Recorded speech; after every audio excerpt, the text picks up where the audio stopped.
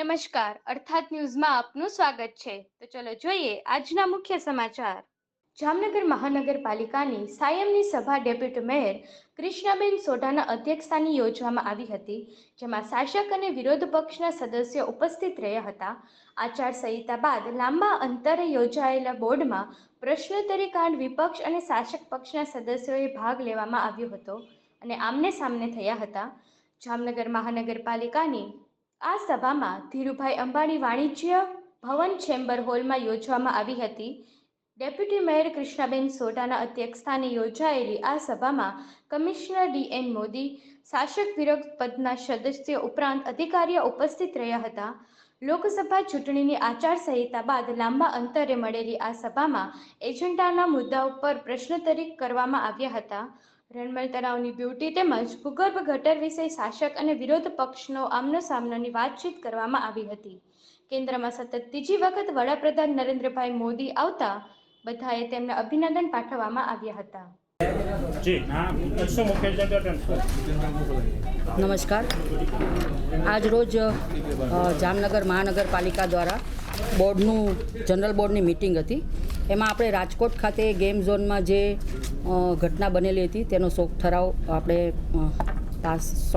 કર્યો અને બે એજન્ડા હતા, જેમાં પાબારી હોલ આપણે જે પહેલાં જ સંચાલન કરતા હતા એ લોકોને આપણે 5 વર્ષ માટે ફરી નિર્ણય 5 વર્ષ માટે સોંપવામાં આવે છે એવો નિર્ણય લીધો।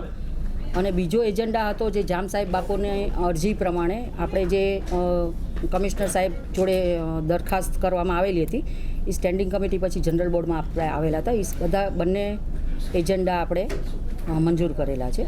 સાથે સાથે ત્રીજી વખત આપણા વડાપ્રધાનશ્રી પહેલું જનરલ બોર્ડ હતું, વડાપ્રધાનશ્રી આપણા દેશનું ગૌરવ વડાપ્રધાન થયા એના માટે આપણે અભિનંદન સમગ્ર બોર્ડ દ્વારા આપવામાં આવ્યા છે। અને બોર્ડમાં પ્રશ્નોત્તરી બાદ આપણે આજે બોર્ડ અત્યારે પૂરું કરીએ છીએ। ધન્યવાદ।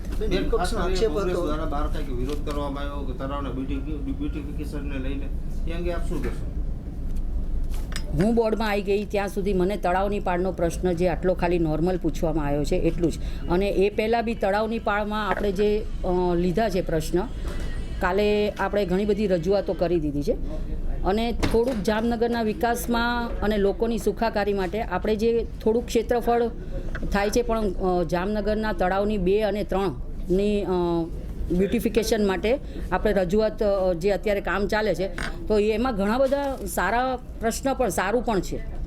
એવું નથી કે ભાઈ આજ છે તમે લોકો પાણીની ક્ષમતા પણ 1 કરોડ આપણે 1000 કરોડ લીટરની વધવાની છે અને જે આપણે વાત આવે છે એ ખૂબ ખોટી વાત આવે છે કે ભાઈ લોકોને એમ થાય છે કે તળાવ બોરવામાં આવતું નથી અને ખૂબ જ સારી રીતે હર્બલ ગાર્ડન ને ઘણી બધી વિશેષતા સાથે વિપક્ષનો આક્ષેપ છે કે વહેલું બોર્ડ પૂરું કરી નાખવામાં આવ્યું, પ્રજાના પ્રશ્નો ચર્ચાવાના અધૂરા રહી ગયા।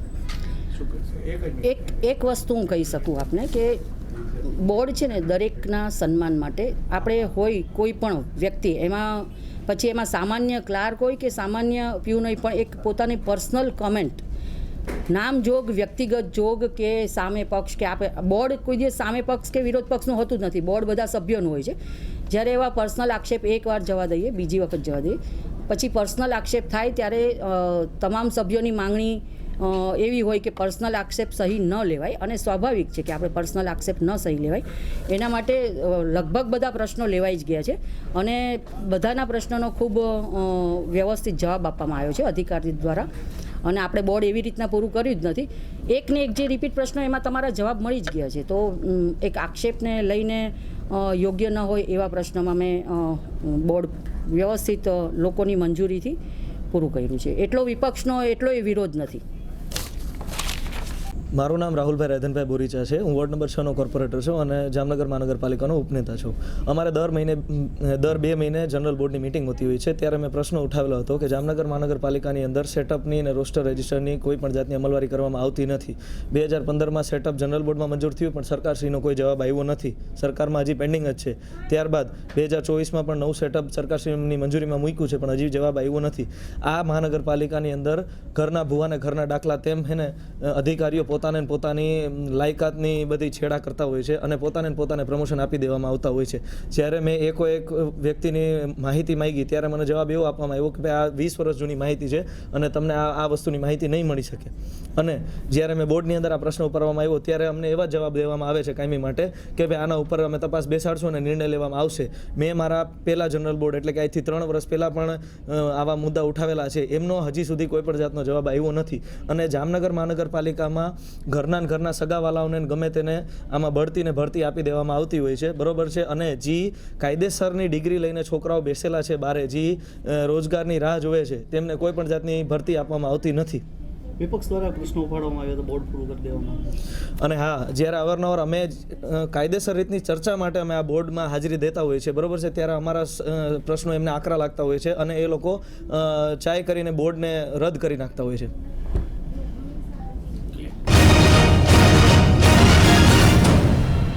જામનગરમાં રંજીત સાગર ડેમ અને સોનલનગરમાં આવેલા 3 ધાર્મિક સ્થળોના ગેરકાયદેસર બાંધકામો મહાનગરપાલિકા દ્વારા ચુસ્ત પોલીસ બંદોબસ્ત હેઠળ તોડી પાડવામાં આવ્યા હતા.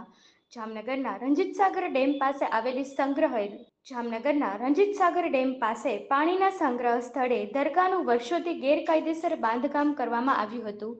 આ અંગે લાંબા સમયથી હિન્દુ સેના દ્વારા સતત રજૂઆત કરવામાં આવતી હતી.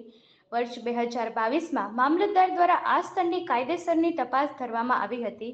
ત્યાર પછી આ પ્રકરણ જૂઠું પડી ગયું હતું. તે દરમિયાન ગઈકાલે મ્યુનિસિપલ કમિશનર DN મોદીની સૂચનાથી મહાનગરપાલિકાની એસ્ટેટ શાખા દ્વારા JCB ટ્રેક્ટર સહિત સાધન સામગ્રી સાથે રંજીત સાગર ડેમ પાસે પહોંચ્યા હતા અને અતિ ગુપ્ત રાહે ઓપરેશન પાર પાડવામાં આવ્યું હતું અને આ દરગાહનું બાંધકામ તોડવામાં આવી હતી. આ સ્થળે કેટલીક સરકારી સામગ્રી મહાનગરપાલિકાએ કબજે કરી છે. આ કામગીરી સમયે ચુસ્ત પોલીસ બંદોબસ્ત ગોઠવવામાં આવ્યો હતો, જેથી ગઈકાલે હોબાળો કે વિરોધ ઉઠવામાં આવે નહીં. ગઈકાલે બપોરે 4 વાગ્યા સુધી આ ઓપરેશન ડિમોલિશનનું કામ શરૂ થયું હતું, જે ઓપરેશન 3 કલાક સુધી ચાલુ રહ્યા પછી અંદાજે 16,000 ચોરસ મીટર ખુલ્લી જગ્યા કરવામાં આવી હતી. વરસાદ આવે પહેલા તંત્ર દ્વારા કરવામાં આવેલી કામગીરી ઘણા હિન્દુ સંગઠનોએ આ કામગીરીને બિરદાવી હતી અને આગામી સમયમાં આ જ રીતે સરકારી જમીનોના દબાણો દૂર થાય તેવી માંગણી કરી હતી. આપણા નામદાર સુપ્રીમ કોર્ટ અને હાઈકોર્ટના આદેશથી થોડાક દિવસ પહેલી આપણે કલેક્ટર ઓફિસમાં જે આપણા જે જાહેર રોડ રસ્તા છે અને આપણા જે વોટર બોડી છે, આ ઉપર જે ગેરકાયદેસર ધાર્મિક બાંધકામ અને બીજા કોઈ પણ બાંધકામ જે રોડ રસ્તા ઉપર બીજી જગ્યા છે, આની પણ એક મીટિંગ થઈ હતી. આની જિલ્લામાં જે 2 કમિટી છે, એક માનનીય કલેક્ટર સાહેબની અધ્યક્ષતામાં અને બીજી આપણે મ્યુનિસિપલ કમિશનર સાહેબની અધ્યક્ષતામાં. તો અત્યારે જે પણ એવા રોડ રસ્તા ઉપર અને જે વોટર બોડીઝ અને બીજી પણ જગ્યા જે કોઈ પણ અવૈધ જે ધાર્મિક બાંધકામ છે, આના હટાવવાની અને રિલોકેટ કરવાની જે આપણી ડ્રાઈવ ચાલી રહી છે, આના સંદર્ભે કાલે જે રણજીત સાગર ડેમ છે, જે આપણે જામનગર માટે મેન વોટર સપ્લાય જે બોડી છે, ત્યાં ઘણા બધા જે ધાર્મિક બાંધકામ બનેલા હતા, આ બાંધકામને કાલે જે મ્યુનિસિપલ કોર્પોરેશનની ટીમના સાથે મળી અને પોલીસ બંદોબસ્ત સાથે આને ત્યાંથી હટાવ્યા છે. કેટલા ચોરસ ફૂટ જગ્યા? ત્યાં લગભગ 6 ને આસપાસ ધાર્મિક બાંધકામ હતા અને ધાર્મિક બાંધકામ જે મેન ડેમ છે, આ ડેમને વચ્ચે હતા, તો આને હટાવ્યા છે. અન્ય જગ્યાએ હા, અત્યારે જે બધી મીટિંગ થઈ છે અને મીટિંગમાં ડિસાઇડ થયો છે અને જે પણ જગ્યા જાહેર રોડ રસ્તા ઉપર અને જે પણ આપણે વોટર બોડીઝ અને કોઈ પણ જે અવૈધ કોઈ પણ જગ્યા જે અવૈધ બાંધકામ છે ધાર્મિક, આને હટાવવામાં આવશે. તાજેતરમાં જ એક OTT પ્લેટફોર્મ પર મહારાજ નામની ફિલ્મ પ્રદર્શિત કરવા માટે તેના નિર્દેશક સહિત વ્યક્તિઓ દ્વારા તજવીજ કરવામાં આવી રહી છે. ત્યારે તે ફિલ્મમાં વૈષ્ણવ સંપ્રદાય ધાર્મિક ભાવ દુભાય તે પ્રકારના ચિત્રો કરવામાં આવ્યા છે, તેની રજૂઆત કરવામાં આવી છે. જામનગર ઉપરાંત ગુજરાતભરમાં વિરોધ વંટોળ ઊભો થયો છે. આજે જામનગર વૈષ્ણવ સમાજે SP પ્રેમસુખ ડેલુને ફિલ્મ વિરોધ અરજી પાઠવવામાં આવી છે. ઉપરોક્ત ફિલ્મ જેમાં પરથી એવું દેખાડવામાં આવ્યું છે કે તે મહારાજ નામના પુસ્તક લેખક સૌરભ શાહ તેમજ પુસ્તક પ્રકાશન અમદાવાદની RR શેઠ નામની કંપની, ફિલ્મ બનાવનાર યશરાજ ફિલ્મ, સિદ્ધાર્થ પ્રેમકૃષ્ણ મલ્હોત્રા અને OTT પ્લેટફોર્મ વિરુદ્ધ આ રજૂઆત કરવામાં આવી છે. આ ફિલ્મમાં વૈષ્ણવ સમાજ અન્વયે અને ધાર્મિક ભાવનાઓ દુભાય તે પ્રકારના વિષયો પર વાતચીત કરવામાં આવી છે. 1.5 વર્ષ કરતાં વધુ સમય પહેલા કહેવાતા આ બનાવ અંગે સૌરભ શાહે તે બુક લખી અને તે બુક પરથી યશરાજ ફિલ્મનું નિર્માણ કર્યું.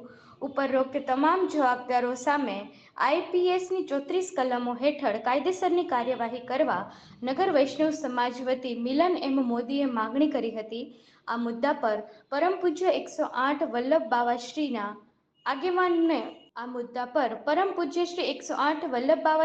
આગેવાનીમાં વૈષ્ણવ સંપ્રદાયના આગેવાનોએ આજે આવેદનપત્ર પાઠવી રજૂઆત કરવામાં આવી હતી. આજે અમે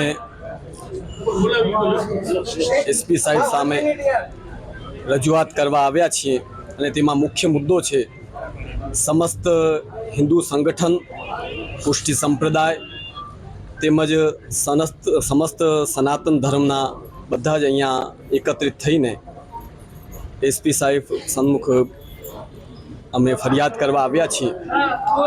હમણાં ટૂંક સમયમાં જ યશરાજ ફિલ્મ દ્વારા તેમજ સૌરભ શાહ દ્વારા લિખિત નોવેલ ઉપર જે સમસ્ત સનાતન ધર્મને લાંછન લગાડે એવી ફિલ્મ બહાર આવવા જઈ રહી છે, તેના વિરોધમાં આજે અમે ફરિયાદ નોંધાવવા અહીં આવ્યા છીએ.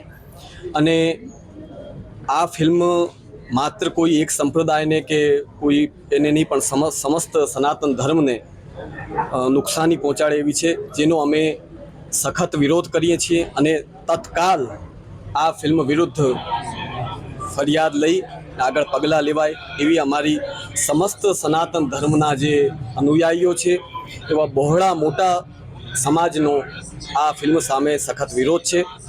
એ અમે અહીંયા રજૂ કરવા આવ્યા છીએ અને આના ઉપર આગળ પગલાં લેવાય. ખાસ કરીને સનાતન ધર્મને લાંછન પહોંચાડે તેવી ફિલ્મના જે અભિનેતા છે એ મુસ્લિમ ધર્મથી છે. અને અમે મુસ્લિમ બિરાદરીને પણ બધાને કહેશું કે જ્યારે બધાને સાથે રહીને અહીં એક જ થાળીમાં શાંતિપૂર્વક ભોજન કરવા છે તો એકબીજાને આપણે શું કામ ડિસ્ટર્બ કરીએ, શું કામ હેરાન કરીએ. એટલે બધાનો સહયોગ મળે કે આપણા ભારત વર્ષમાં આપણી જનતા વચ્ચે કોઈ પણ પ્રકારનો વાયલન્સ ન થાય. આપણી આવી બચકાના હરકતથી અમે આને બાલિશ હરકત માનીએ છીએ કે આવી કોઈ પણ ધર્મ માટે ક્યારે પણ કોઈના દ્વારા ન થવી જોઈએ. આજે સનાતન ધર્મ ઉપર જે આ આક્રમણ થઈ રહ્યો છે એનું અમે સમસ્ત એકત્રિત થઈને બધી જ સંસ્થાઓ, આપણી હિન્દુ સંગઠનથી લઈને વૈષ્ણવ સંગઠન તેમજ બધા જ મુરબ્બીઓ આ જામનગર શહેરના તેમજ સમસ્ત વિશ્વમાં આનો વિરોધ થઈ રહ્યો છે. બધાનો આમાં સહયોગ છે. એટલે જલ્દીમાં જલ્દી આના ઉપર પગલાં લેવાય એવી અમારી સર્વ સમાજની માંગણી છે. ધન્યવાદ. તો આ હતા આજના મુખ્ય સમાચાર. અમારી અર્થાત ન્યૂઝ ચેનલને YouTube, Facebook અને Instagram પર લાઈક કરો, શેર કરો, સબસ્ક્રાઇબ કરો.